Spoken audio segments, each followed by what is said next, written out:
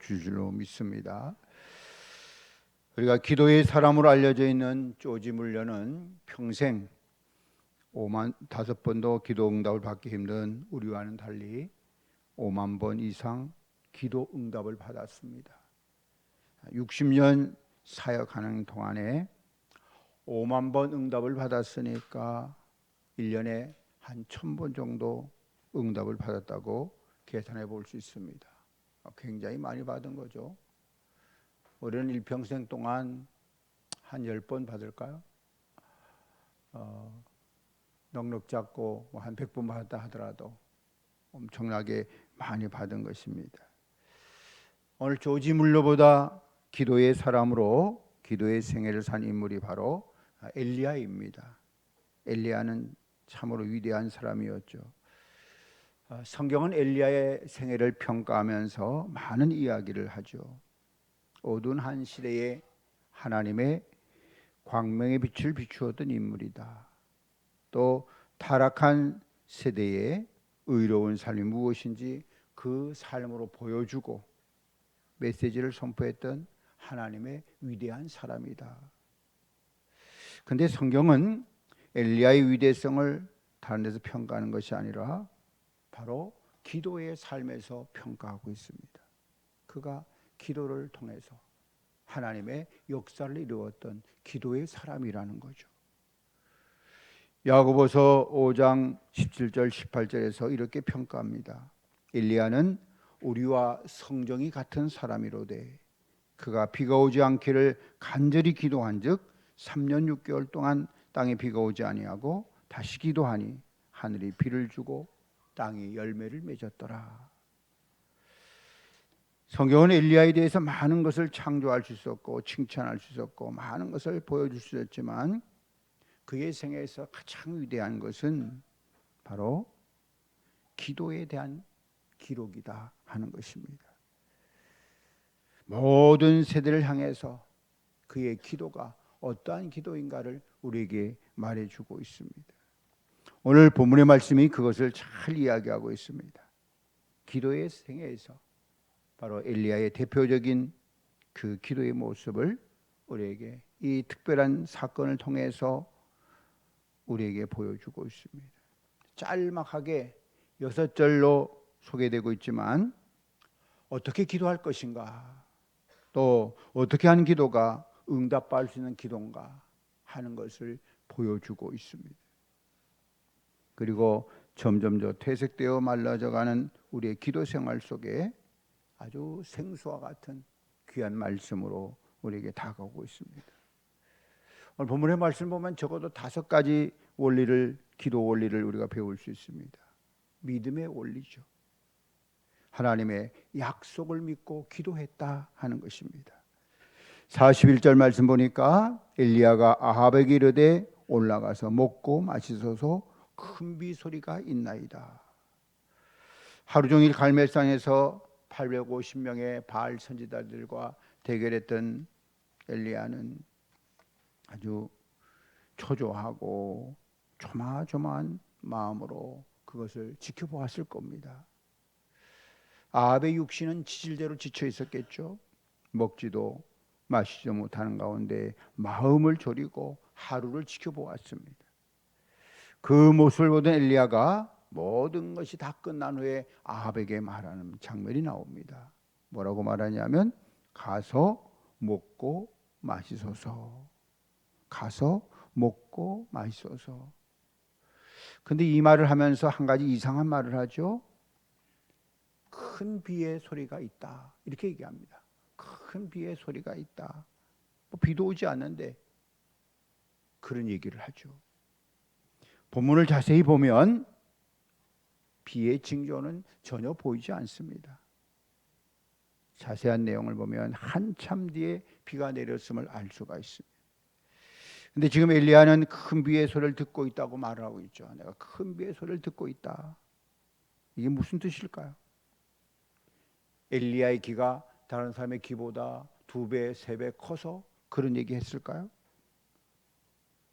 다른 사람이 잘 듣지 못하는 걸 나는 듣고 있다 하는 얘기 했을까요? 엘리야는 큰 비 소리가 있나이다. 이것은 엘리야 18장 1절에서 이미 하나님께서 아합에게 나아가라고 명령하셨을 때 주셨던 그 말씀을 기억하고 있었다는 뜻입니다. 우리가 왜 하나님의 말씀을 읽고 묵상하면서 기억해야 하는가를 알 수 있는 대목이야. 하나님은 여러 징조를 통해서 말씀하시고 그 말씀을 잘 기억하면서 자기 생애에 실천하고 순종할 수 있는가를 보시는 거죠. 하나님의 말씀을 기억하면서 우리도 기도할 때마다 기도해야 될 줄로 믿습니다. 말씀을 기억하면서 하나님께서 내게 이런 말씀을 하셨구나, 또 이 말씀을 내게 주시는구나, 그 말씀을 잘 기억해야 합니다. 18장 1절을 보면 하나님께서 엘리야에게 나아가라고 말씀하실 때 한 가지 약속을 하셨어요. 그 약속이 무엇이었는가 하면 너는 아합에게 보이라, 내가 비를 지면에 내리리라. 비를 주시겠다고 하는 하나님의 약속입니다. 사실 그것이 갈멜산 싸움의 목적이에요. 갈멜산 싸움을 하죠. 그러나 이 징계받은 백성들에게 단비를 내려주시기 전에는 엘리야는 하나님 앞에 헌신의 제단을 쌓아야 했습니다. 기도 응답을 받기 전에 여러분에게도 헌신의 전환이 있어야 합니다.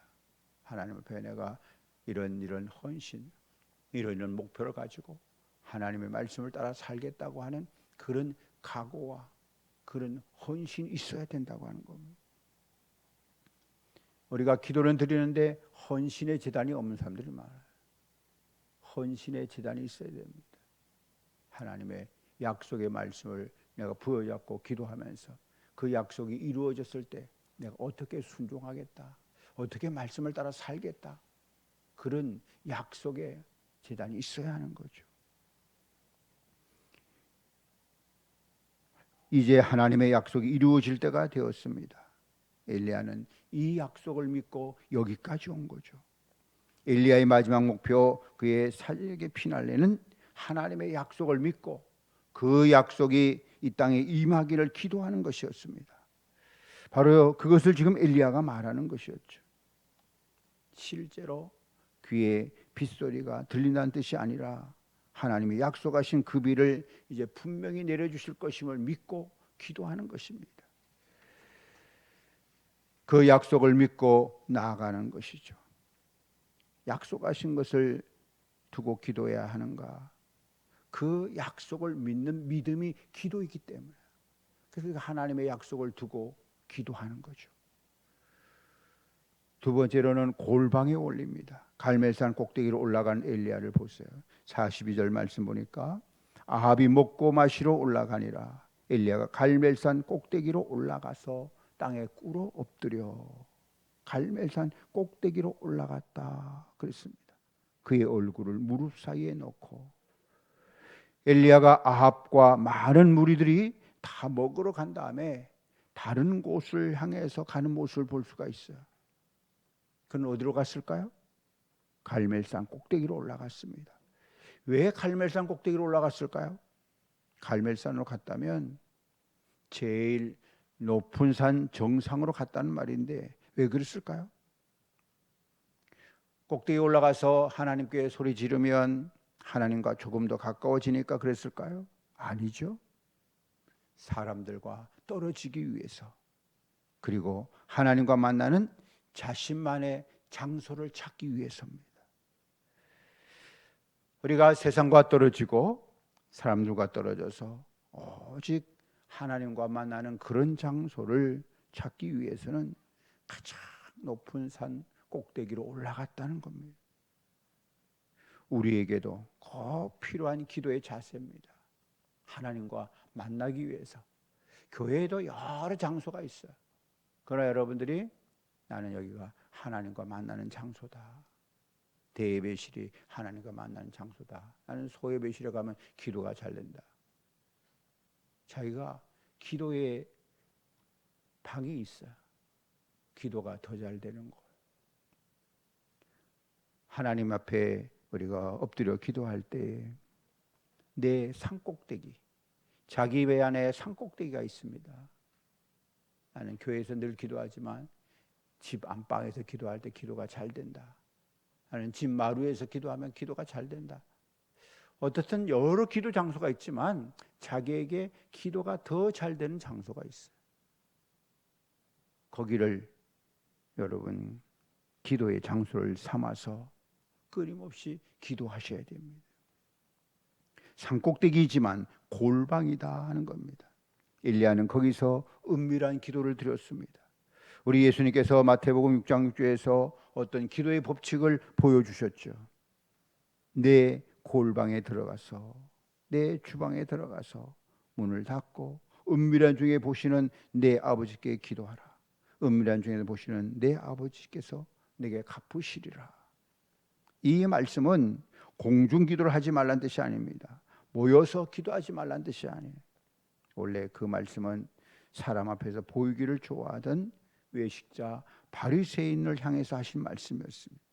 여기서 중요한 사실 한 가지를 발견할 수 있습니다. 그것은 은밀한 중에 계신 아버지, 은밀한 중에 계신 아버지 그랬습니다. 은밀한 중에 보시는 그 하나님을 은밀한 중에 만나는 고요한 시간, 중요한 장소가 필요하다는 것입니다. 아무도 모르는 그 장소에서 오직 나와 하나님과 만나는 그런 깊은 교제가 요청된다는 것이죠. 기도의 삶이 풍성해지려면 반드시 이 골방의 기도, 은밀한 기도가 항상 이루어져야 할 줄로 믿습니다. 우리에게 이런 기도가 절실하게 필요한 겁니다. 기도할 때 여러분 제일 방해한 방해꾼의 기도가 전화입니다. 전화. 기도하려고 하면 전화가 울리죠. 그러니까 기도할 때는 꺼놓고 기도하셔야 됩니다. 전화기 못 꺼놓는 분이 굉장히 많아요. 예배 시간에도 전화기 켜놓고 있잖아. 그러다가 전화 오면 예배 드리다 말고 막 또 뛰어나가는 거야.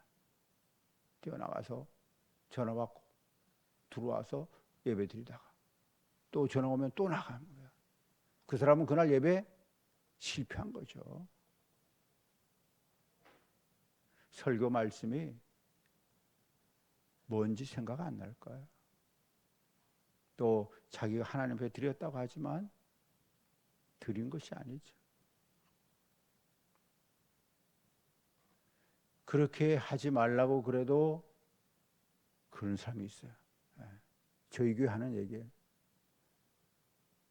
고개 숙이고 푹 숙이고 나갑니다. 뭐하러? 전화 받으러 나가죠. 전화를 가슴에 안고 아주 소중한 꽉 안고 머리 꽉 숙이고 나가는데 전화 받으러 나가는 거예요. 사탄의 공격 중 하나가 전화일 수 있습니다.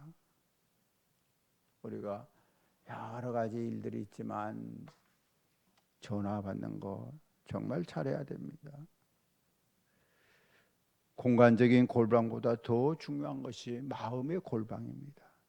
세상 일을 다 떨쳐버리고 세상 생각을 다 버리고 오직 하나님만을 바라보면서 깊은 교제를 나누는 것이 마음의 골방을 확보해야 됩니다. 마음의 골방이거든요. 연인들이 사랑의 미를 나누고 있는데 핸드폰이 울렸습니다. 잠깐 기다려. 전화 좀 받을게. 그리고 전화를 받고 와서 지금 어디까지 얘기했지? 다시 말해봐. 이렇게 하면 얘기가 진전이 안 될 거예요. 또 한참 기도하다가 저쪽에서 전화 오니까 그 전화 받고 와. 그리고 기도하자. 그것도 기도합니다. 또 한참 기도하다가 또 전화 오니까 전화 받고 기도합니다. 기도가 될까요? 기도가 안 됩니다. 요새 이러는 데가 많아요. 신방할 때도 신방 받을 때도 전화 끄고 하셔야 됩니다. 이런 이유 때문에 엘리야는 먹고 마시는 잔치 현장을 떠나서 산꼭대기로 올라갔던 것입니다. 혼자서 하나님을 만나기 위해서죠. 하나님과 깊은 교제를 누리는 이 골방의 기도 생활이 이루어질 때 우리의 영성이 더 깊은 모습으로 자라게 되어 있습니다. 세 번째는 집중하는 기도입니다. 간절히 하나님께 매달리는 기도죠. 42절 보니까 아침이 아합이 먹고 마시러 올라가니라 엘리야가 갈멜산 꼭대기에 올라가서 땅에 꿇어 엎드려 그의 얼굴을 무릎 사이에 넣고, 엘리야는 기도해야 할 때마다 약간 이상한 자세를 취하는 습관이 있었어요. 17장에서는 사르밧 과부의 아들이 죽었을 때 그 시신 위에 엎드렸어요. 그것을 위하여 기도하는 대상과 자기를 일치화시키는 거죠. 그 기도를 위하여 자기 전체를 드리는 자세임을 배웠습니다. 꿇어 엎드려서 얼굴을 무릎 사이에 넣었다, 이렇게 얘기하잖아요. 지금 42절에 보니까 그의 얼굴을 무릎 사이에 넣고 땅에 꿇어 엎드렸다 그럽니다. 자, 꿇어 엎드려서 얼굴을 무릎 사이에 넣었다. 여러분 한번 해보시죠. 이거 굉장히 어렵습니다. 어려워요. 이렇게 할 수 있는 사람 우리 가운데 아마 얼마 없을 겁니다. 여기서 보여주는 것은 자신의 마음의 자세를 올바로 표현하기 위해서 외적인 자세도 역시 바르게 했다는 것입니다. 우리가 회개할 때 옷을 찢으면서 마음을 찢는 정서를 표현하죠. 죄를 뒤집어 쓰면서, 이건 시적인 의식입니다. 그런데 우리가 이런 표현을 요새는 잘 못하죠. 옛날에는 회개할 때 뭐 자기의 어떤 의식을 표현하고 그러는데 지금은 우리가 그렇게 하지 않아요. 그냥 기도하면서 눈물 흘리면서 이렇게 하죠. 옛날하고는 많이 달라졌죠. 엘리야의 이 자세는 하나님의 자비와 긍휼, 하나님의 주권 행사를 갈망하는 마음의 자세입니다. 칼과 델치라는 성경학자들은 이것을 하나님께만 전념하는 자세다, 이렇게 말을 했어요. 하나님께만 전념하는 자세이다, 이런 것입니다. 엘리야는 하나님께 완전히 몰입했습니다. 전념했습니다. 하나님께만 간절히 매달리는 자세를 보여주고 있습니다. 하나님께만 집중하는 거죠. 다른 생각을 떨쳐버리고 모든 것을 다 버리고 하나님에게만 전념하는 것입니다. 그리고 내가 지금 기도하는 그 제목에만 아주 전념하는 거죠. 우리는 때때로 기도를 잘못 이해할 때가 있습니다. 하나님께 말을 잘하는 것이 기도인 줄 알고 그런 분들이 있어요. 그러나 기도는 허탄한 말들의 나열이 아닙니다. 기도해 놓고 무엇을 기도했는지 기억을 해야 합니다. 무엇이라고 아뢰었는지 기억이 나야 되죠. 어떨 때 기도는 말이 필요 없습니다. 기도에 정말 깊이 들어가면 서너 시간을 기도해도 내가 지금 무엇을 기도하고 있는지 모를 정도로 기도의 세계에 완전히 몰입합니다. 누가 그렇게 기도하셨나요? 우리 예수님께서 그렇게 기도하셨습니다. 이 간절한 기도, 간절하게 하나님께 매달리는 기도, 이런 기도야말로 응답될 수 있습니다. 어느 날 새벽 기도 한번 나와서 응답되기를 바라서는 안 되는 거죠. 어제도 한번 금식해놓고 기도 응답하기만 바라서는 안 됩니다.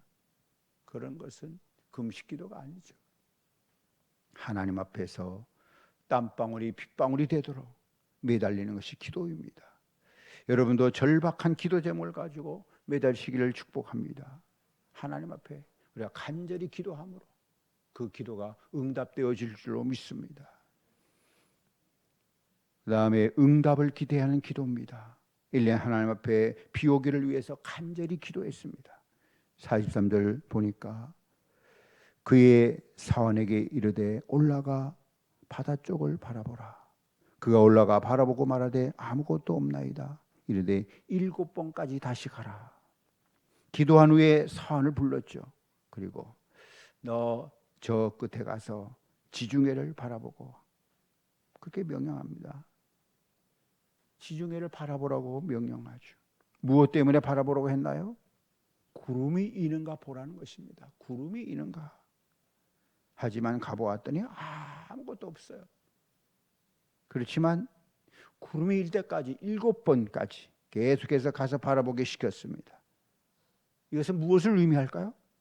그것은 자기가 기도한 다음에 그 기도가 반드시 응답될 것을 믿고 기도했다는 사람들의 특징입니다. 내가 하나님의 그 기도, 하나님께 드리는 기도가 반드시 응답될 것을 믿었다는 거예요. 바다를 바라본다는 것은 가서 내 기도의 응답이 오고 있음을 바라보게 하는 것이죠. 기도해야만 기도의 응답이 주어집니다. 기도했으면 기도 응답을 기대해야 합니다. 응답을 기대하는 마음을 가지고 기대하는 사람이어야 하나님께서 응답해 주실 줄로 믿습니다. 물론 하나님께서는 기대하지 않아도 응답해 주시죠. 그게 하나님의 뜻에 맞으면 응답을 하십니다. 그러나 정작 그 응답을 주셔도 기대하지 않은 심령에는 그것이 복이 아닐 수 있습니다. 우리가 얼마나 기대감 없이 기도한 줄 아세요? 기대해놓고 정말 이루어지지 않으라고, 이거 기도가 이루어질 거다, 그렇게 기도하는 사람이 많지가 않아요. 심지어 기도의 사람들이었던 초대교회 교인들도 그랬거든요. 하나님의 역사를 기대하고 기도하는 사람에게만 하나님은 반드시 기도의 축복으로 채워줄 줄로 믿습니다. 이것이 엘리야가 우리에게 보여주었던 놀라운 기도의 축복이었습니다. 마지막 5번째는 인내하는 기도입니다. 인내하는 기도. 엘리야가 몇 번째나 기도에서 응답이 왔나요? 7번째에 이루어졌습니다. 우리가 가장 넘어지기 쉬운 부분이죠. 44절 보니까 7번째 이르러서는 그가 말하되 바다에서 사람의 손만한 작은 구름이 일어나나이다. 이르되 올라가 아합에게 말하기를 비에 막히지 아니하도록 마차를 갖추고 내려가서서 하라 하니라. 7번째 기도 응답이 왔다는 것도 잘못 적용하면 안 됩니다. 이것은 기도는 7번 하면 이루어진다, 이렇게 적용하면 잘못된 것이죠.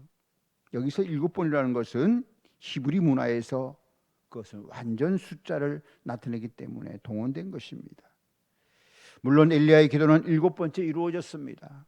그러나 그것은 하나님의 때가 이를 때까지, 그 완성되는 데까지 계속해서 포기하지 말고 기도하라는 말이죠. 우리가 포기하지 않고 기도하면 하나님께서 이루어 주신다는 것입니다. 하나님의 말씀을 통해서 우리가 그 약속을 믿고 간구할 때 하나님의 은혜가 임할 줄로 믿습니다. 만일 7번째에도 먹구름이 안 나타났다면 엘리야는 70번씩이라도 7번이라도 계속 기도했을 겁니다. 이것이 하나님의 때까지, 응답이 이루어질 때까지 끝까지 포기하지 않고 기도하는 인내의 원리입니다. 우리가 낙심하지 말고 기도해야 할 이유 가운데 하나는 하나님께서 기도의 응답을 여러 가지로 하시기 때문입니다. 기도 응답은 셋 중에 하나다, 이렇게 얘기하죠. 즉각적으로 오냐 하고 응답하십니다. 이 경우에 해당하는 응답이 누구일까요? 엘리야입니다. 열왕기상 18장에서 불을 주시옵소서 그랬더니 즉각적으로 불을 주셨습니다. 현대의 조지물러는 바로 이 즉답의 체험을 5만 번씩이나 했던 사람입니다. 두 번째는 안 돼 하고 답하실 때가 있다는 것이죠. 안 돼, 그런 체험을 한 사람이 누굴까요? 사도 바울입니다. 고린도후서 12장을 보면 바울에게는 육체의 가시가 있어서 너무 괴로웠습니다. 하나님, 제 육체의 가시를 제거해 주옵소서. 3번 기도하니까 즉각 답이 왔습니다. 내가 받은 은혜가 족하다. 너는 그 가시와 함께 살아야 된다. 그것이 내 뜻이다. 우리의 기도도 이렇게 예스보다는 노로 금방 주시면 좋겠는데 하나님은 그렇게 하지 않을 때가 많아요. 3번째 응답을 제일 많이 하신다고 하는 겁니다. 그게 무언가 하면 기다려라 하는 거죠. 여러분도 기다려라, 그런 응답을 많이 받으실 거예요. 그러면 답답하죠. 답답하고 힘들고 때로는 하나님의 응답도 안 하시는 건가 보다. 그런데 하나님이 지금 기다려라 그러시는 거예요. 기다리라고 하는 것도 응답입니다. 그러나 문제는 언제까지 기다리고 기한을 정하시지 않는다는 것이죠. 내년까지 기다려라. 이렇게 시간을 정해 주시면 좋겠는데 그렇지 않는 거예요. 아브라함은 25년이나 기다려서 아들을 받았는데 그것도 마지막 단계 가서야 내년에 이렇게 응답을 받았어요. 하나님이 때를 알려주시지 않는 이유 부분이 우리는 가장 어렵게 느껴집니다. 그렇기 때문에 기도가 응답될 때까지 인내하고 포기하지 않고 끝까지 기도해야만 하는 것입니다. 하나님의 말씀을 통해서 우리가 기도함으로 기도하는 자가 승리할 줄로 믿습니다. 우리는 다 절박한 기도의 제목을 가지고 하나님께 기도드리고 있습니다. 하나님은 우리에게 분명히 말씀하십니다. 너희가 선을 행하되 낙심하지 말지니 피곤하지 아니하면 지치지 않고 포기하지 아니하면 때가 이름에 거두리라. 엘리야는 바로 이런 모습을 우리에게 보여줍니다. 성경이 우리에게 가르쳐주고자 하는 바로 가장 위대한 신앙의 모습은 바로 그가 지칠 줄 모르고 기도하는 사람이었다는 점입니다. 여러분, 기도함으로 낙심하지 말고 지치지 말고 믿음으로 기도하셔야 합니다. 하나님께서 여러분의 기도를 들으시고 응답하실 줄로 믿습니다. 이제 우리도 골방으로 들어가서 하나님을 만나야 합니다. 하나님과 은밀히 교제하고 약속하신 바를 믿음으로 바라보면서 반드시 응답해 주실 것이라는 기도의 기대를 가지고 이루어지는 그날까지 포기하지 말고 기도 응답의 축복을 꼭 받으시기를 간절히 바랍니다. 이 복은 이미 엘리야가 누려본 것입니다. 우리도 이 복을 갈망하면서 하나님 앞에 간절히 여러분 기도의 제목을 가지고 또 기도의 내용을 가지고 하나님 앞에 간구할 때 하나님께서 여러분 기도를 들으시고 반드시 응답하신다는 것을 기억하시면서 믿음의 기도를 하시는 여러분의 삶이 되시기를 간절히 축복합니다. 저도 늘 기도하면서 여러 가지 가지고 기도합니다. 하나님께서 하루가 지나기 전에 이루어 주신 것도 있고 또 세월이 한참 지나도록 기다리게 하신 것도 있고 늘 기도하면서 하나님께 맡기고 나아갑니다. 그러면 하나님께서 나도 모르게 이루어 주신 것도 있고 또 알게 이루어 주신 것도 있고 하나님의 그 역사하심을 느끼고 체험하면서 살아가고 있습니다. 오늘 우리가 기도하는 모든 제목들이 하나님의 보좌를 움직이고 여러분의 삶을 넉넉하고 은혜롭고 행복하게 만들어준다는 걸 기억하면서 믿음의 기도로 승리하시는 여러분의 삶이 되시기를 간절히 축원합니다.